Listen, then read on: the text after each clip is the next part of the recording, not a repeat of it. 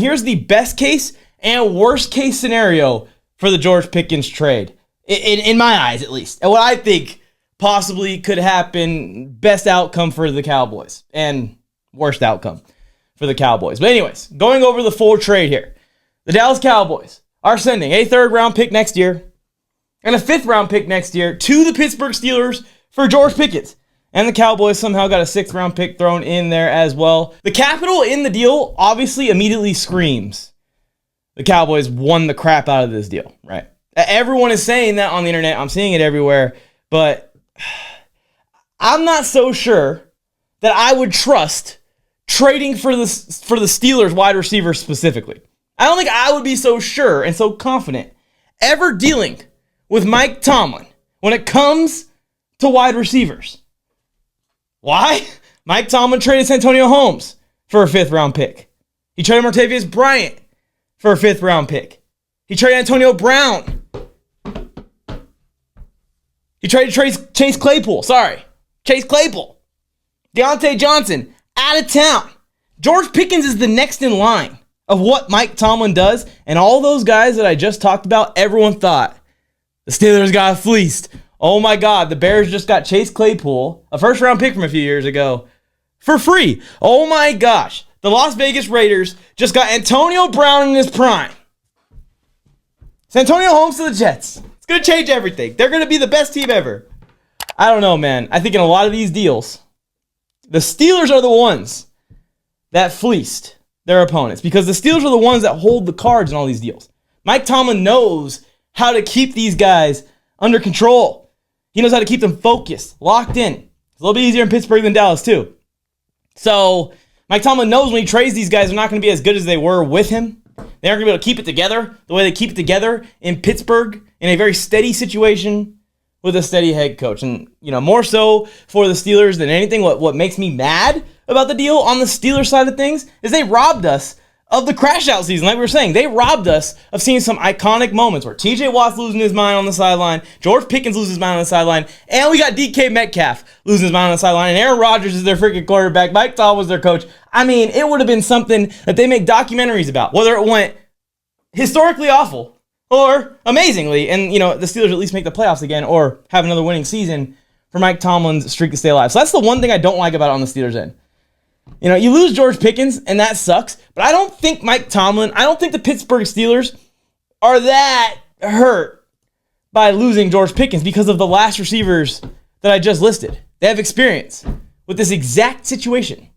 They know how to deal with this, and they knew that George Pickens' contract was expiring very soon, and he probably was going to be allowed to walk to free agency anyway, so let's get something for him now while we can. And we already got his replacement in here with a big X-wide receiver in DK Metcalf. They don't really go well together in the Arthur Smith offense anyways. A lot of people said, this almost guarantees George Pickens is going to get traded. Those people were absolutely right. For the Steelers also, before I move on to the Cowboys side of this and the worst and best outcomes here and how this could go for Dallas, who acquired the star player in this deal, obviously the more interesting side of it, what does this mean about Aaron Rodgers? Because if you were all in, right, Super Bowl or bust this year with Aaron Rodgers, because he's going to retire after, wouldn't you want as many receivers as you can possibly have? Wouldn't you want to have George Pickens and DK Metcalf opposite of each other on any given play?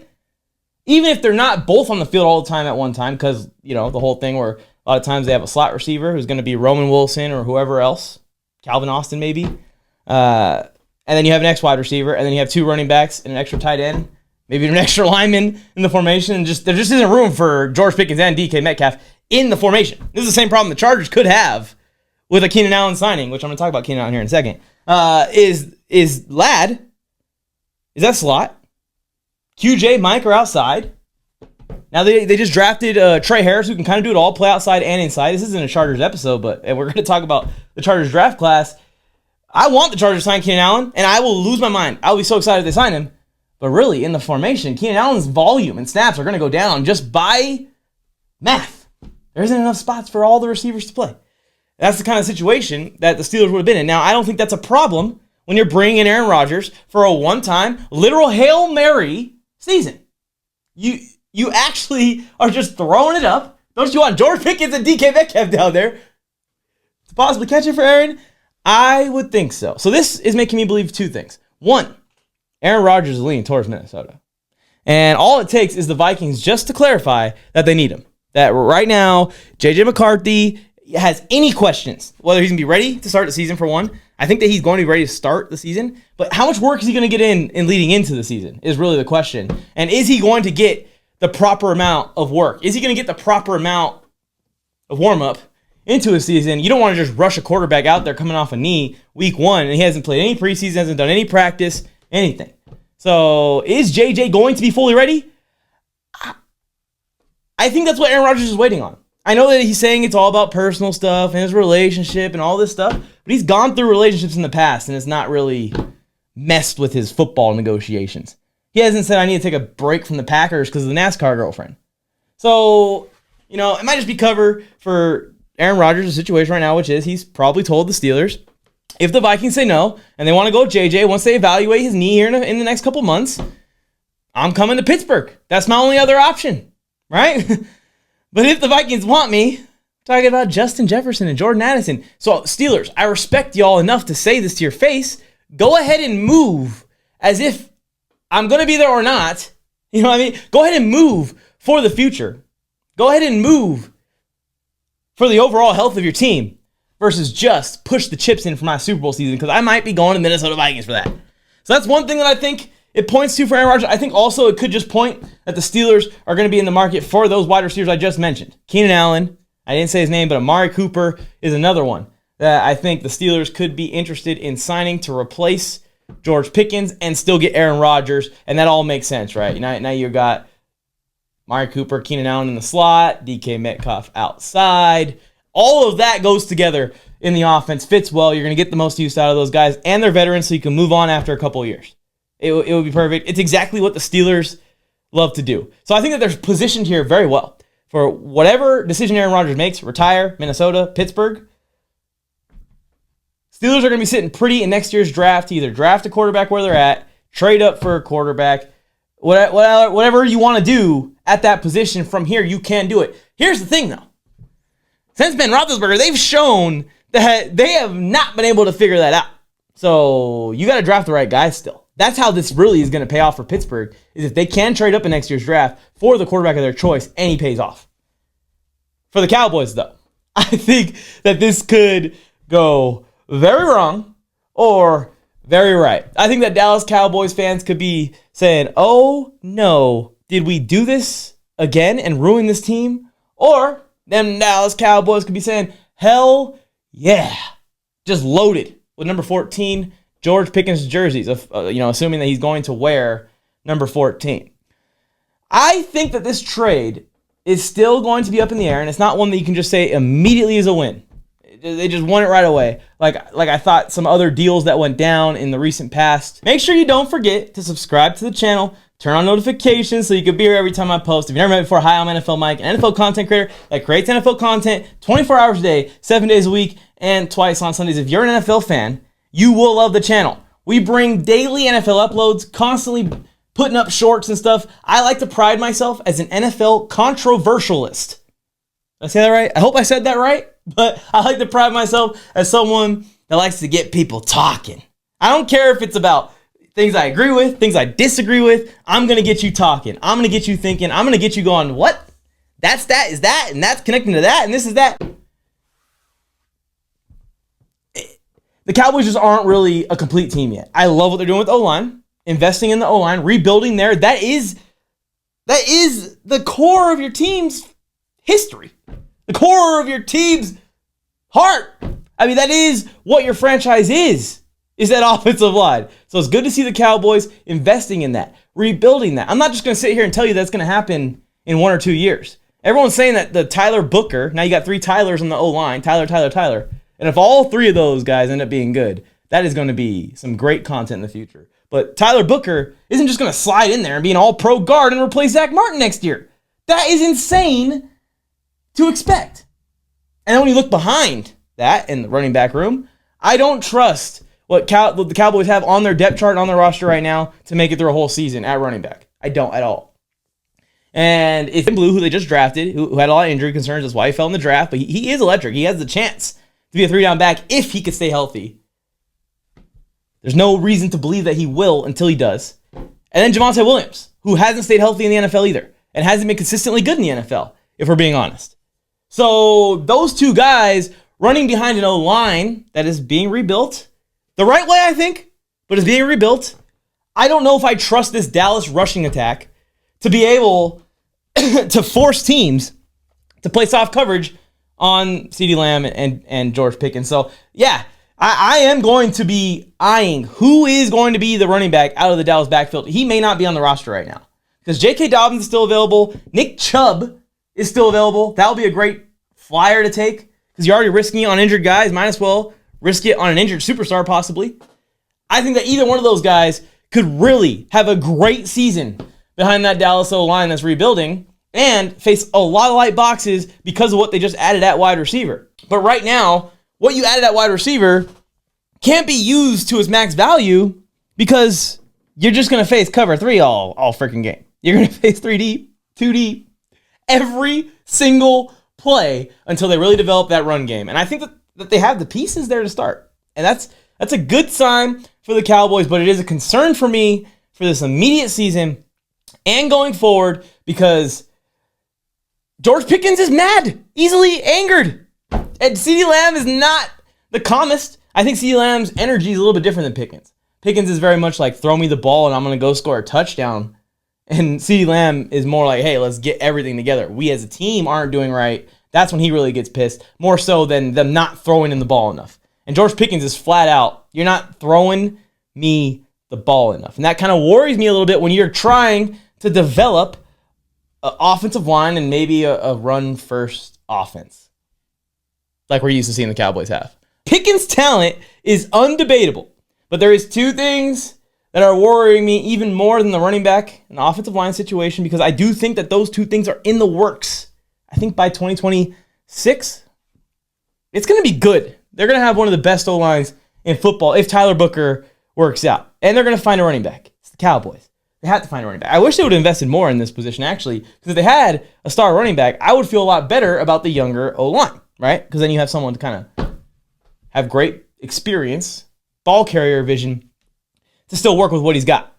But you're going to be putting in you're telling me Javonte Williams, if he could stay healthy, or a rookie who also can't stay healthy behind that O-line. I don't have as much confidence as Cowboys fans, for sure. But I think that the main thing is with George Pickens is, like I'm saying, is the crash outs. Mike Tomlin traded this guy not because of his talent. His talent is undebatable. So that way I can get it out smoothly. His talent is undeniable. His talent jumps out if he runs routes versus air. That's how freaking talented George Pickens is. He's as good as CeeDee Lamb. This might be the best wide receiver duo in the NFL immediately if they can keep it all together. I don't have confidence in Schottenheimer, the new Dallas Cowboys head coach, which people forget about, that Mike McCarthy's out of there, as I would have Mike McCarthy. And I don't have as much confidence in him, definitely as much confidence as I would have in Mike Tomlin to steer this kind of ship. And Mike Tomlin is saying, I'm going to pass on trying to steer that kind of ship because he has DK Metcalf. He could sail that ship. And he's saying, nah, I don't think I could do it. But Schottenheimer's saying, I'll try. Let's see how this goes. And you expect me to fully believe in the leadership there in Dallas. Also, I have personal up-close experience at Dallas Cowboys practice, man. I've been to Rams practice. I've been to 49ers practice. I've been to Raiders practice. I've been to Chargers practice a bunch of times with Harbaugh, with Staley. I've been to, Sean McVay practices, Mike McCarthy practices. Like I said,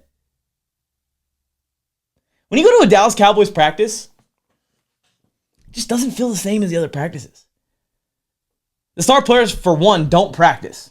They don't ever practice. I've been to now 5, 6, 7 Cowboys training camp practices throughout 5 years of creating content here in Oxnard, California. And I've seen CeeDee Lamb practice once. I've seen Micah Parsons practice in full 0 times. I've seen Dak Prescott practice in full like twice.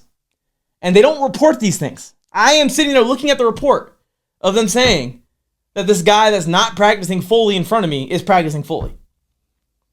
To me, that just shows like a lack of a competitive edge in Dallas, and they don't realize that there's a problem. And you don't really notice it unless you go to all of the training camps. And you see the differences in every snap, in every rep, in every drill. You could see it. The differences in Dallas versus LA are, at least, the things picked up when we got Harbaugh. Staley was a lot of the same complaints when the Chargers, had him. And I was going to those practices and just trying to ignore what I'm seeing with my own eyes. So I really do enjoy going to a Sean McVay practice more than any coach that I've seen. It really just feels like a college football practice, but with rich people who are having a blast. So, and just competitive, just super uber competitive. Every year I go. This is a one-year thing.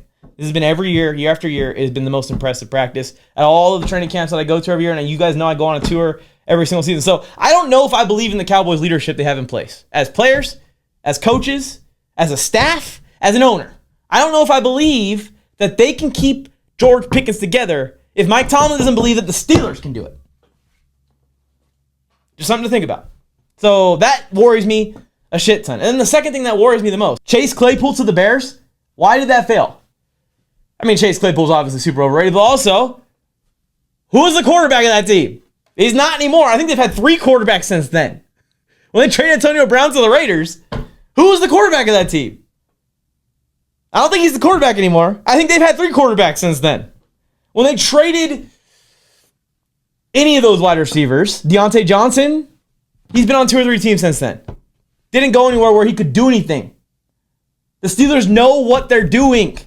They wouldn't trade George Pickens if there wasn't a reason. So, I don't know, man. I don't know if Dak is going to be the level quarterback. And let me just get this off my chest. I love Dak Prescott. I love him as a person. I have this cowboy hat because of Dak Prescott. I got this. Originally, I bought this for a Dak Prescott skit years ago. I had him as my MVP in 2022, I think. I am not a Dak Prescott hater like the rest of them. But I am coming down to earth a little bit that I do defend athletes that personally I like because they're great humans with great stories. I back them a little too hard sometimes when they show those glimpses that they could potentially develop into elite players. And that's what I saw in Dak early on. I don't know if it was the injuries. I don't know if it's just the coaching, the experiences with losing, tragically over and over and over again. But Dak doesn't feel like the same quarterback he was. As a rookie, his trajectory did not go perfectly to what he did his rookie year. And him and Zeke should have been a dominant duo during that time. And it didn't quite fully come to fruition at the level that Dallas could have reached with Dak Prescott. And I just feel like there isn't much more of a team you can put around him than the teams you've already built. Some of the elite O-lines Dallas has had over the last 10 years, some of the elite running back play that they've had over the last 10 years, some of the elite wide receiver play that they've had over the last 10 years. We're talking about Dez Bryant, CeeDee Lamb, Amari Cooper, Ezekiel Elliott coming out the backfield, Tony Pollard. One of the best fantasy seasons we've seen out of running back over the last couple of years was when Pollard was with Dallas. I mean, we have to really look at the Cowboys roster right now and understand how young it is. Understand that if you look at it as a non-Cowboys fan, they are not the second best team in the NFC East right now with George Pickens, team-wise. And it's a competitive conference and it's a competitive-ass division. You're going to compete with Jaden Daniels. You're going to compete with Jalen Hurts and Saquon Barkley and the Philadelphia Eagles. You're going to need a complete team more than you're going to need George Pickens. You're going to need a defense. And they're going to need to retain Micah Parsons. That's one massive thing on the Cowboys' agenda this offseason or next, one of the two. And you're going to have to start throwing draft picks at the secondary. You're going to have to start figuring out the linebacker. Like, they have problems on the defensive side of the ball personnel-wise that they still need to overcome before I really fully believe in this Cowboys team. Offensive line is super young, and then I just keep going back to it. Dak Prescott is a slightly above average quarterback, and I always used to argue that he's top 10, and I still think he's on the edge. I still think he's top 15, maybe 14, somewhere around there. But if the Cowboys want to go to the next level, if you want to get the most out of a Pickens-CeeDee Lamb pairing, for one, you got to sign Pickens, keep them together long term. And for two, you're going to need a quarterback there that can deliver on the ball. And then 3, you're going to need the cap space to keep the O-line together and the defense. And just all that doesn't really make sense when the Cowboys are 24th in 2026 in cap space with Dak Prescott's contract coming up, which they just signed, by the way. And then they're 29th in cap space the year after that. And they haven't signed Micah Parsons, and they haven't signed George Pickens. And this entire O-line is on the rookie deals right now. All of them are going to need to be signed eventually. It's all going into Dak. And if you just get a rookie quarterback in there, he could probably perform at a similar level. And then by halfway through the season, this rookie quarterback's going to be selling as many jerseys as Dak too, just because he's a Cowboy. If he has any success, throwing up Hail Marys to George Pickens, baby. And see you left. But speaking of Hail Marys and where the Dallas Cowboys should go with this, I think they're going to obviously field Dak this year. But in 2026 and 2027, it doesn't really make sense to me. And unless Dak literally goes on a Super Bowl run or NFC title run with George Pickens and CeeDee Lamb, I don't see the justification long-term that they're going to let Pickens and Parsons go and keep Dak. And that's really what's going to happen. We all keep saying the cap is imaginary, it doesn't exist. Tell my Chargers that. Tell all these teams that have lost these star players recently that. Players age. And they want that last payday. The smart teams don't give it to them. They trade them. That's what happens. And Dak Prescott is looking for his last payday. You need to trade him. And there are teams in the league that will trade for him and will take the whole contract because this is the market of the quarterbacks right now. We have a QB shortage on our hands. Half the league's quarterback position is completely in flux. They have no idea what they're doing over the next 5 years right now.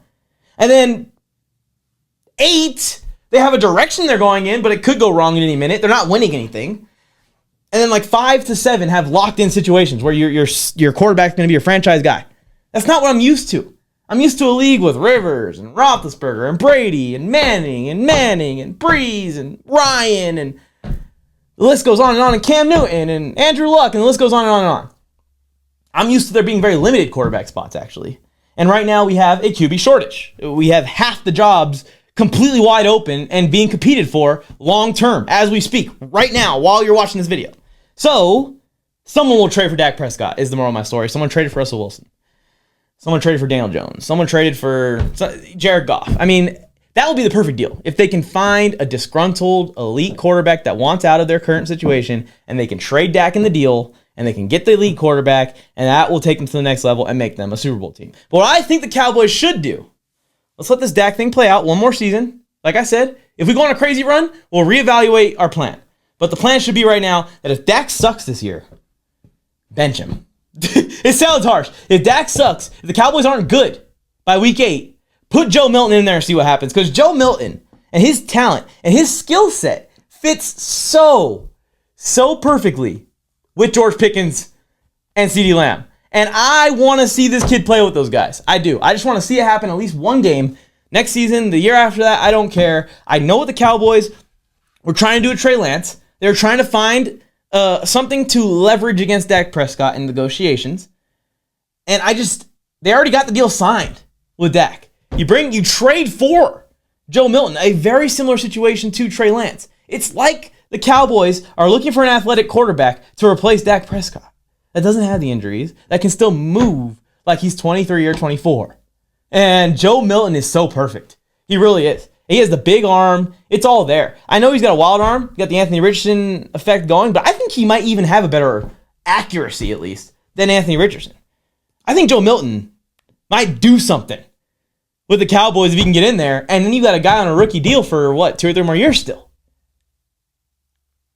That's something the Cowboys should really think about, but you got to pull the trigger soon, because Joe Milton's not just going to sit in town and be a backup forever. You can't just have Dak waste 3 more years of this. I would make the execution. I would make the move, like I said, midway through the season if things are going bad again, or if Dak gets hurt, or next offseason. Trade Dak, and we can run with Joe Milton. We can draft somebody, or like I said, trade for an elite veteran that gets disgruntled or pissed off with his team. There's going to be some. There's some every year, and the Cowboys will be a top-tier destination for any of those guys. So best case possible, I should say best outcome possible involves the Cowboys getting rid of Dak Prescott. It does. So that way they can keep Micah Parsons and they can sign more guys. They can keep the line together long term. It's unfortunate, but it's the truth. Worst possible outcome, they keep Dak Prescott. He can't feed George Pickens like they need him to. The Cowboys are just average still. It's exciting to watch. George Pickens is out there catching passes down the field, and CeeDee Lamb's going off, but the Cowboys keep losing in shootouts because they don't have a defense or don't have a run game, can't close games out at the end of games. Whatever it might be, Dak Prescott chokes, straight up those picks. You fill in the blank at what could go wrong or what has gone wrong for the Cowboys. That continues to happen even with George Pickens on the team, because it happened with Amari Cooper, CeeDee Lamb on the team. I think that the Cowboys overall won this trade as of today, but it could age poorly. Like all the other Steelers trades that we've seen age poorly in the past. Bill Flames, I went Mike on the mic. With something brand new, one time for your mind. He gave you fair warning. Now it's time to smack him in the mouth with that raw sports talk from the town. Sweet chin music to your favorite sportscaster.